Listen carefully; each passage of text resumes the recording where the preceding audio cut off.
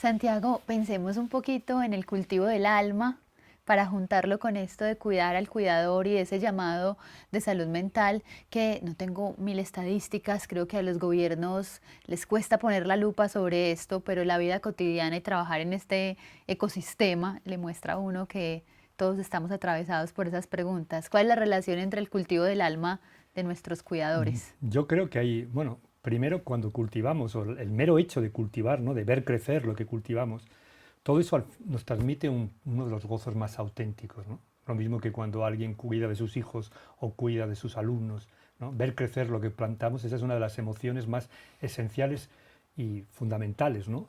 De la vida. Por otro lado, me hace recordar lo que estás diciendo, que cuando el confinamiento, cuando estuvimos confinados, se disparó la venta de bulbos, la venta de semillas. Esto no sé si la gente lo Sí. sabe, se vendieron planteles más que nunca, ¿no? La gente entendió algo muy sencillo y elemental, pero que a veces nos pasa desapercibido, ¿no? Que es que cuidar de una plantita, cuidar de una maceta, de unos tiestos en un balcón, es también una forma de cuidarnos a nosotros mismos. ¿Por qué? Porque es una forma de observar a otro ser vivo. Las plantas son seres vivos, nos desensimismamos observando y cuidando de otro, ¿no? Es una manera al final de estar en el presente, de concentrar la atención en el presente, de salir de nuestra mente, de compartir, ¿no? De mantener un diálogo con lo vivo. Y esto es parte del efecto terapéutico que tienen los jardines y las plantas y el cuidado de las plantas, ¿no? Yo en una parte, en uno de los libros, hablaba del jardín como terapia del alma, ¿no? Ujú.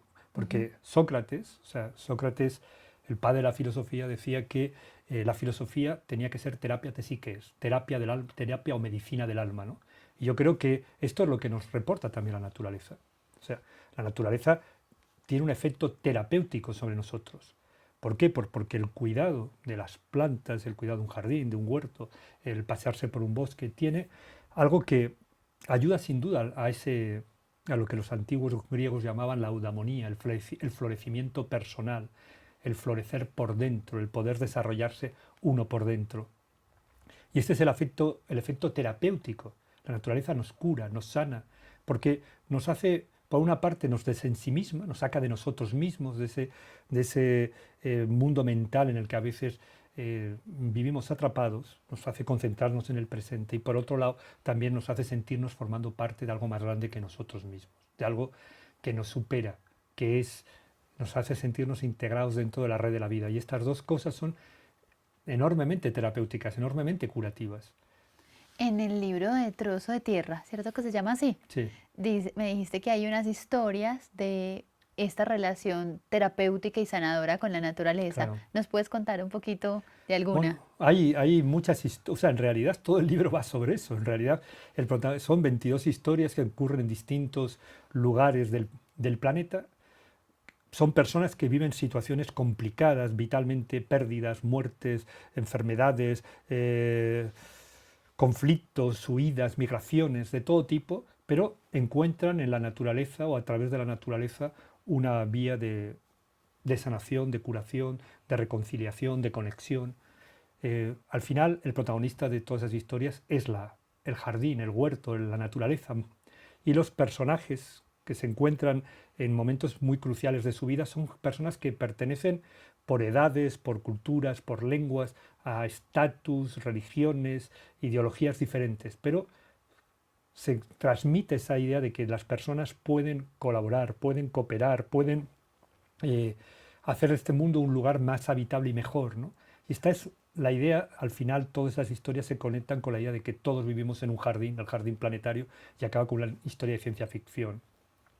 Ahí en esas historias aparece, por ejemplo, inspiradas en casos reales, cosas como los huertos y jardines que hay en las cárceles, Ujú. donde muchas veces presos han conseguido encontrar una manera de reinserción social a través del cultivo.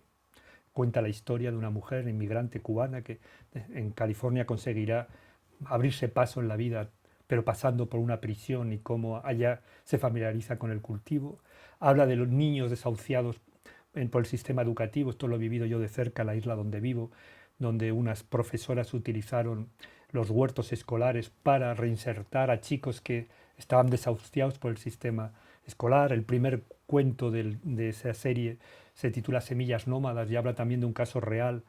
No hace mucho estuve visitando a uno de los protagonistas, que es el jardinero que acogerá a un inmigrante de Burkina Faso, del Sahel, que lleva el único tesoro que lleva consigo, son las semillas que le ha dado su madre, porque en esos territorios al sur del Sáhara, del desierto del Sáhara, el cambio climático está haciendo que las tierras sean improductivas y es una de las causas de la migración climática tan potente que está Ujú. padeciendo el sur de Europa.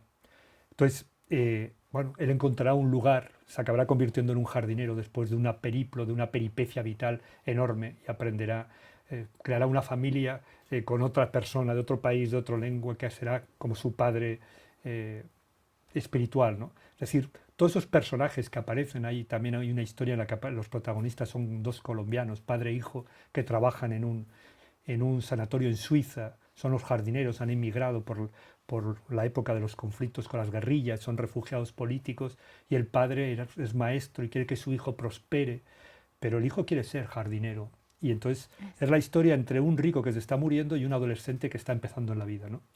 Él es el jardinero del sanatorio donde este hombre está pasando sus últimos días y es la íntima complicidad entre ellos dos.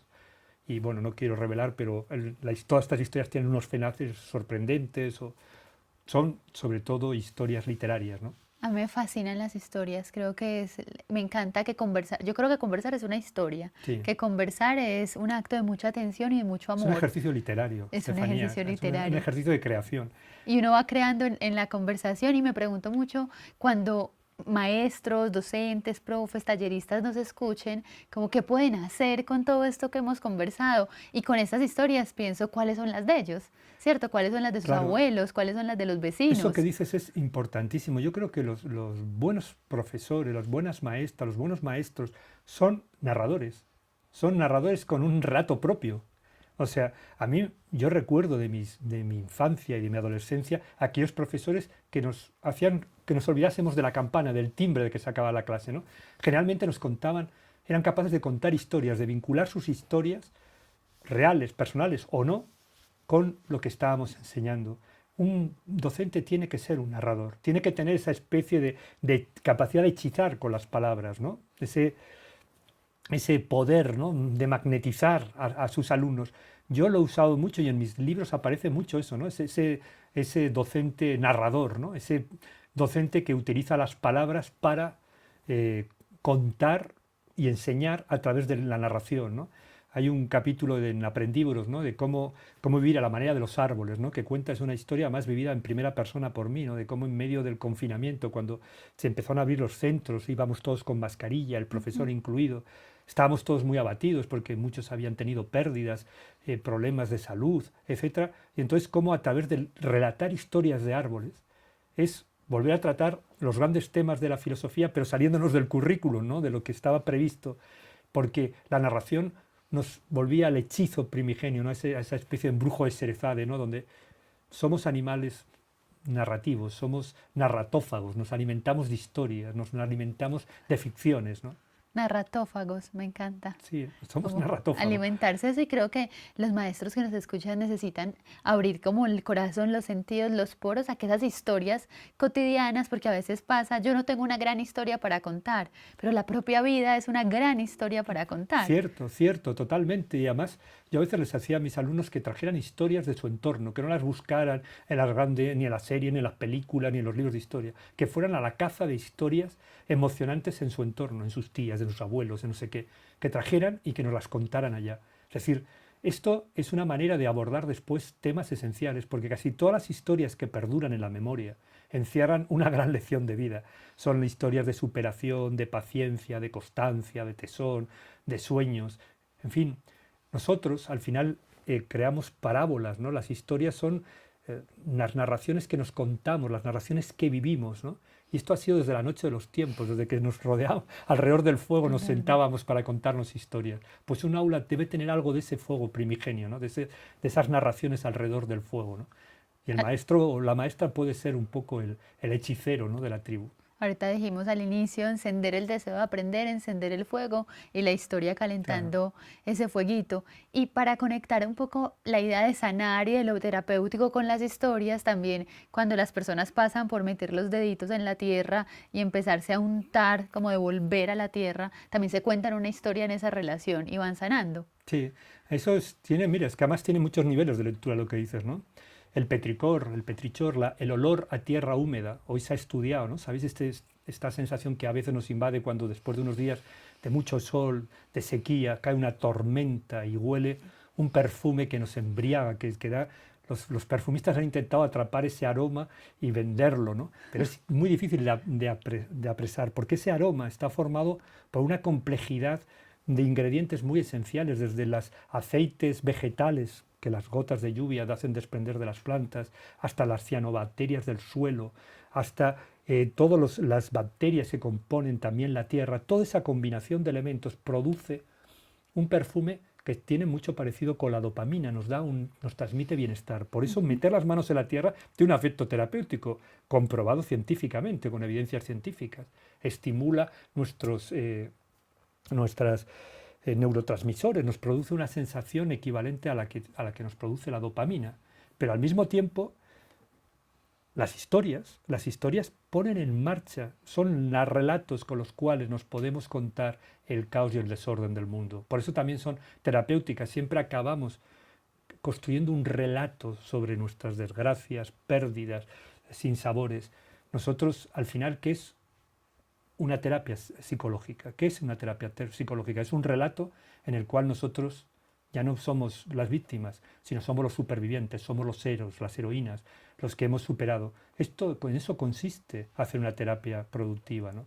Contarnos un relato en el que nosotros vamos a ser supervivientes. Y que podemos transformar el relato, ¿cierto? Y en Claro, esa, y ahorita decíamos cómo en las aulas también se transforma o no el relato o se perpetúa un relato de ser, en este caso, antioqueños, colombianos, pero siempre hay un relato que está todo el tiempo, incluso el relato de ser el profesor que cultiva. Y ahorita hablábamos del cuidado al cuidador y me encanta pensar en esa, como en ese hilo del pensamiento. Tal vez en un aula, cuando el maestro se cuida a sí mismo, se cultiva a sí mismo, lo has dicho varias veces, cuida y cultiva, y en esas historias, pues esa salud mental también está siendo favorecida. Yo me claro. gustaría ampliar un poquito esa idea de la salud mental de nuestros maestros y la naturaleza. Claro, yo creo, o sea, que al final es una labor cooperativa, es una labor colectiva, es un coro de voces, ¿no? O sea, un aula, antes hablamos de la imagen del ecosistema, pero también podemos saber la de un coro, ¿no? O sea, de un coro de voces hay un relato colectivo que se está fraguando, se está cocinando día a día. Esos relatos compartidos, esos relatos colectivos, son en los que nos hacen sentir formando parte de, ¿no? Y creo que parte de ese embrujo, ¿no?, de un buen educador es hacer de una clase que sea un relato colectivo, ¿no? Que tengan a veces la voluntad de hacer proyectos, de trabajar por proyectos, tiene mucho de eso, ¿no? Ujú. De hacerse sentir a todos los integrantes de la clase como embarcados en una misma aventura intelectual, pues en un mismo relato, ¿no? Y el que sabe crear esa atmósfera, el que sabe crear en que todos tienen algo que decir y el relato está en permanente transformación, estos maestros normalmente tienen un poder, ¿no?, de un poder chamánico sobre su propia tribu, ¿no?, sobre su propio grupo de chicos, ¿no? Y evidentemente cuando se produce esa magia, cuando se crea esa atmósfera, cuando ese hechizo se da. Ese hechizo tiene también cicatriza nuestras heridas, nos compensa de las frustraciones del día a día, nos hace salir sonrientes, hace del aula, nos hace que todos los esfuerzos merezcan la pena, ¿no? Esto es, a veces, ¿cuál es la compensación que un docente busca? Pues busca esa magia. Yo creo que la vocación, si Sí. significa algo, debe ser buscar esa magia, ¿no? Yo en Aprendívoros hay una dedicatoria al principio del libro que está dedicado a aquellos profesores que entran en el aula con sed de aventuras, ¿no?, y aquellos alumnos que no han perdido el gozo de aprender, ¿no? Pues esta es un poco intenta dedicar este libro a todas aquellas personas que creen todavía que dentro de las aulas, por momentos, se puede crear ese pequeño milagro, ¿no?, en que todos compartimos bueno, un viaje interior, ¿no? Hemos hecho un paseo, un viaje en esta conversación por la curiosidad, por el cultivo, por la naturaleza, pasamos por la tecnología, ciencia ficción, verdor terrible, hicimos toda una vuelta y también le estamos diciendo a los maestros, a las mentoras, a las maestras, que en sus historias está la magia, está el milagro, que creemos que pueden crear, aprender, conocer, construir. Y me encantaría cerrar dándoles contándoles algunas ideas, recomendaciones, historias que les alimenten ese diseño, esas prácticas de cómo escaparse del currículo, transformarlo, detonarlo. Sí, Qué les contamos? yo les animaría a que fueran valientes, a que siguieran el rastro de sus propias intuiciones, ¿no? Y eso a veces, no sé, a mí me gusta mucho, creo que es muy importante traer lo que está fuera del aula, los márgenes que a veces hemos hablado, Estefanía, a lo central, ¿no? O sea, Como hacerlo poroso, hacerlo que entre y poroso, salga. ósmosis, ¿no? Que las paredes de las aulas sean osmóticas, ¿no? Que permitan que se traspasen, ¿no? Entonces, traer los relatos de las abuelas, convertir esos héroes cotidianos, ¿no? Que tenemos todos al lado, ¿no? Verlos, cambiar la mirada de los chicos, ¿no? Para que vean que a veces los héroes no están solo en las series, en los libros, en las películas, sino que los tenemos al lado, que tienen el nombre de nuestros tíos, de nuestros abuelos, de nuestros padres, que hicieron pequeñas proezas que hicieron que nuestras vidas sean distintas, ¿no? Ser capaces de contar esas historias, de traerlas, de ponerlas en un relato colectivo. Esto es, creo, parte de algo fácil de, que no tiene mucho, no cuesta mucho, pero da mucho por otro lado, ¿no? Y que les invitaría también a que viajaran hacia adentro, es decir, que creo que hay una gran diferencia entre ser un docente transformador, un docente inspirador y un gran profesional de la educación. Yo creo que la Ujú. gran diferencia es que un gran profesional de educación es una persona técnica que domina su oficio, las claves de su oficio, pero una persona inspiradora es una persona que está transmitiendo, como decía antes, con lo que él ha hecho. O sea, él está al mismo tiempo predicando con el ejemplo, está exponiéndose, está haciendo copartícipes y cómplices a sus propios alumnos de algo, los está imantando con su propia curiosidad, los está, diríamos, invitándolos a embarcarse en su propia aventura, ¿no? Y eso hace que no sea que uno pueda vivir los vaivenes y los sinsabores de la profesión sin acotarse, sin Con un dejar gozo. demasiado pelo en la gatera, sin sentirse a veces desengañado o abandonado, ¿no? Por el sistema. Bueno, para esos maestros que están en ese viaje profundo, con esta conversación profunda, les deseamos gozo y mucha Muchas- alegría con la naturaleza. Exacto. Gracias, Santiago. Un Gracias a placer, vosotros, un un placer. placer.